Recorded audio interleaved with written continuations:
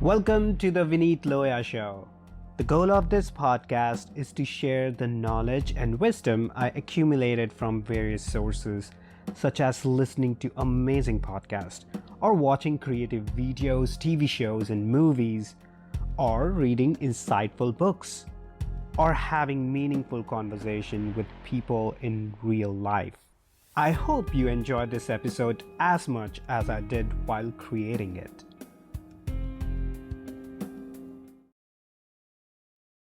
Hello. Are you privileged? Well, before we get into that, who exactly is you? Who are you? Who do you think you are, or how do you define yourself? Do you define yourself based on one of the identities you wear? And if so, what is that identity affiliated with? Is it affiliated with your religion? Is that the strongest identity you hold within your life? Or is that affiliated with your ethnicity, with your race, or with your family? Is that the identity you define yourself with? Or is it something bigger than that? Do you define yourself based on your nationality, where you were born, randomly, how you were born, randomly? Or do you define yourself based on your livelihood, what you do in your work? Do you identify your entire personality based on that? Or do you identify yourself based on your hobbies, depending on what kind of sports you like, or what kind of music or entertainment or movies you like, or the activities you prefer, or any activities you don't like at all? Or do you identify yourself based on your sexuality, or based on your gender? Pretty much all of these are external forms of identification. You can identify yourself based on your internal forms of identification as well, like your morality. And I know you might be thinking that religion is sort of morality, and I completely disagree. If you're seeing how most of the religious people are acting in today's world, you would clearly know that religious people are not moral, or at least not all of them, not even majority of them.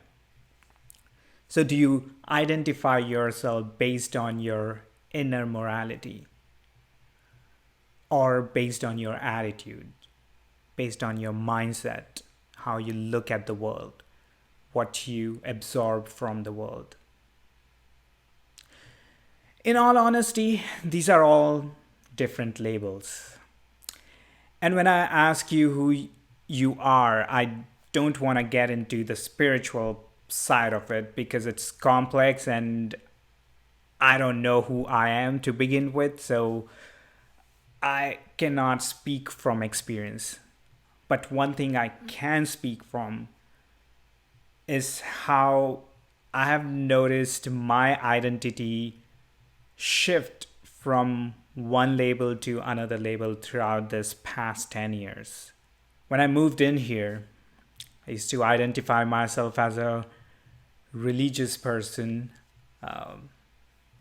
who is very much affiliated with Indian citizenship, and define myself based on, my past degree and whatnot. And in the past 10 years, everything in my life has shifted. I don't recognize myself as a religious person at this moment. Or I don't think so I ever would, because it doesn't make sense.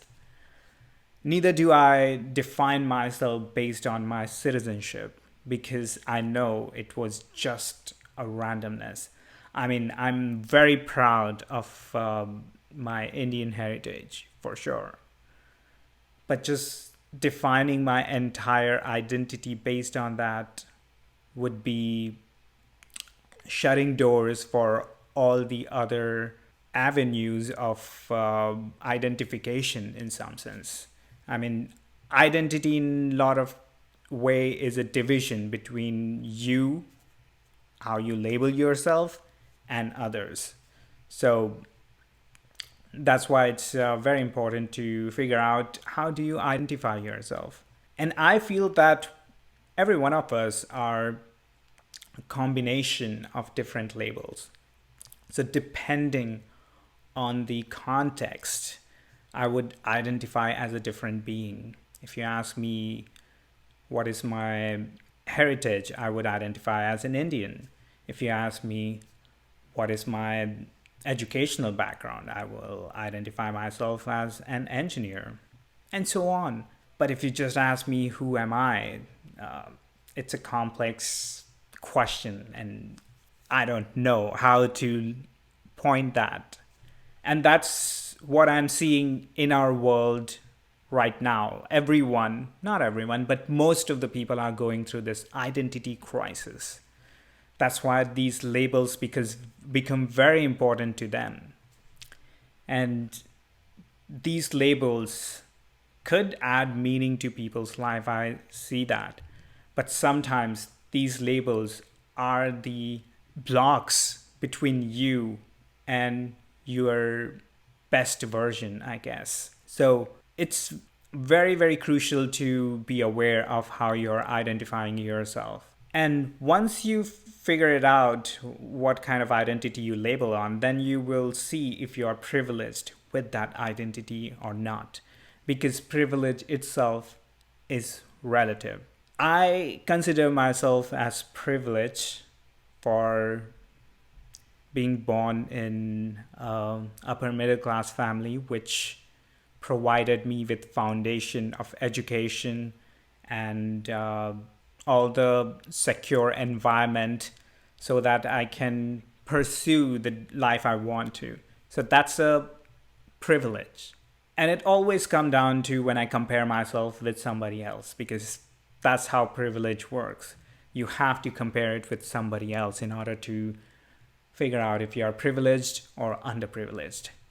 And right now, in this timeline, in this region, at least in the United States, the privileged race are white people.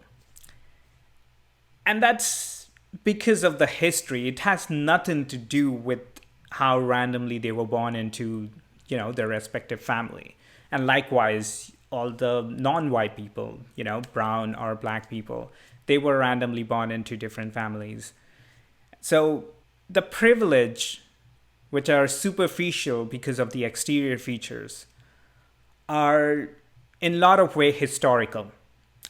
It shouldn't hold any value in today's era, but we still have a lot of remnants from the past. So, here we are. But there is other kind of privilege as well. The privilege which you earn within your life. Depending on from where you started, you will have different tools which you can use and different opportunities which you can pursue and rise up to different level in your life. And that's the earned privilege. So, in 10 years, I'll become a millionaire. And that would be an earned privilege. If I were born into a rich family, then that's not an earned privilege. That would be, my circumstantial privilege. But now, with my mindset, with my attitude, with my moral compass, whatever progress I make in my life, that's my earned privilege. And at the same time, privilege or underprivilege, the one thing which is very, very important is to not be ashamed of who you are or who you're born as. Because, first of all, you can't change that. And, A lot of people try to change their body morphia and they get into all kind of issues. But regardless of that, you still have control over some aspects of your body, of your life. If you are overweight, then you have complete control to change that. If you have committed something which you're not proud of in your past, you have complete control to change that. But you don't have control over the body you're born into. So first and foremost, it doesn't matter what color is your pigment of skin. You gotta be comfortable within your body. And yeah, sure, still acknowledge all the shortcomings if you have to. I mean, everyone has some or the other genetical issues. But the foremost thing is to be comfortable in your body itself. And that means working on your internal insecurities. And then you will be at a powerful place when you won't be guilty or ashamed of who you're born as. Thanks for listening. I hope you find our one-sided conversation valuable. Kindly share it with people in your life. I would love to hear back from you. You can find me on Twitter and Instagram at Vineet Loya. Also check out my website vineetloya.com. Enjoy rest of your day and stay peaceful.